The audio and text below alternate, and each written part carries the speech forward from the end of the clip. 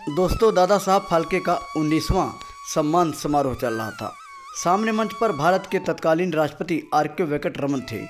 सम्मान दिया जाना था हिंदी सिनेमा के शोमैन राज कपूर को, जो उन दिनों खासे बीमार चल रहे थे। अस्थमा के मरीज थे और उन्हें बार बार अस्थमा के अटैक आ रहे थे। फिर भी राज कपूर सम्मान समारोह में पहुंचे। वो बीमार थे और चल फिर पाने की हालत में नहीं थे। प्रोटोकॉल था, सो सिक्योरिटी ने उनका ऑक्सीजन सिलेंडर भी बाहर रखवा दिया था। समारोह सम्मान के लिए राज कपूर का नाम पुकारा गया। नियम था कि उन्हें अपनी कुर्सी से उठकर राष्ट्रपति के सामने जाना था, लेकिन वो उठ नहीं सके। खुद राष्ट्रपति ने अपना प्रोटोकॉल तोड़ा और वे सम्मान लेकर राज कपूर की कुर्सी तक पहुंचे, उन्हें अवार्ड दिया। इसी दौरान अस्थमा का एक और अटैक आया। उसी ऑडिटोरियम से राष्ट्रपति की एम्बुलेंस में ही उन्हें एम्स में ले जाया गया। वहाँ से उनसे मिलने एक्टर कमल हसन भी पहुँचे। दोनों ने थोड़ी बात भी की। कुछ देर बाद उनकी हालत फिर से बिगड़ने लगी। डॉक्टरों ने उन्हें आईसीयू में शिफ्ट करने का फैसला लिया।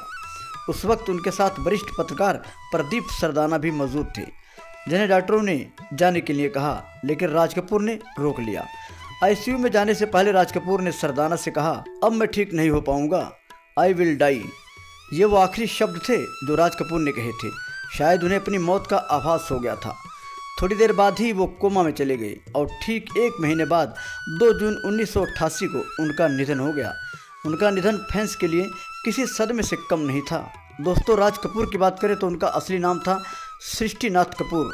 उनका जन्म 14 दिसंबर 1924 को पेशावर की कपूर हवेली में हुआ था। वो दिग्गज एक्टर पृथ्वीराज कपूर और राम सरणी की पहली संतान थे। जन्म के कुछ साल बाद ही वो पूरे परिवार के साथ मुंबई आकर बस गए।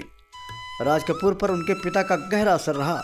बचपन से ही उन्हें किसी भी तरह का स्पेशल ट्रीटमेंट नहीं मिला, भले ही वो एक्टर और पृथ्वी थिएटर ग्रुप के मालिक के बेटे थे। एक बार बहुत तेज बारिश हो रही थी। राज कपूर स्कूल ट्राम से जाते थे, लेकिन बारिश की वजह से उन्होंने माँ से कहा कि आज स्कूल कार से चले जाएं। माँ ने कहा कि वो पिता से पूछकर बताती हैं।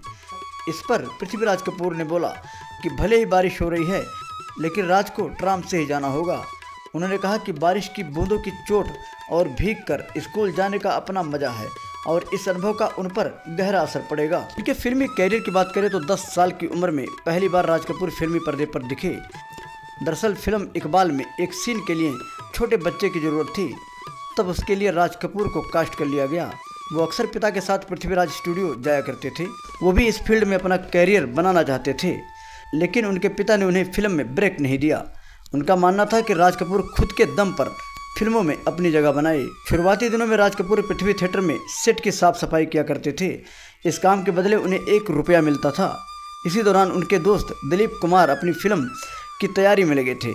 यह बात राज कपूर को परेशान करती थी कि इतने बड़े एक्टर के बेटे होकर वो फिल्म में नहीं आ पा रहे और एक आउटसाइडर होने के बाद भी दिलीप कुमार की पहली फिल्म रिलीज होने जा रही है। इस जलन में उन्होंने एक बार तेज हथौड़ा सेट पर मार दिया, जिस वजह से सेट के कुछ हिस्सों को नुकसान पहुंचा। गनीमत ये थी कि थिएटर के मालिक के बेटे होने की वजह से किसी ने उन्हें कुछ कहा नहीं। हालांकि बाद में राज कपूर को अपनी गलती पर बेहद शर्मिंदगी महसूस हुई। राज कपूर की शादी की बात करें तो उनकी शादी 12 मई 1946 को कृष्णा मल्होत्रा से हुई थी, जिनसे 3 बेटे रणधीर कपूर, ऋषि कपूर और राजीव कपूर थे, जबकि 2 बेटियां ऋतुनंदा व रीमा जैन थीं। राज कपूर महज 10 वर्ष की उम्र में पहली बार फिल्म इकबाल में दिखे। उसके बाद कई फिल्में आईं, जिनमें सपनों का सौदागर, आवारा, अनारी, आग, आह, बरसात, श्री 420, संगम, मेरा नाम जोकर आदि कई फिल्में शामिल हैं। राज कपूर अपनी जिंदगी में कई उतार चढ़ाव से गुजरे, मगर हौसलों को कम नहीं होने दिया।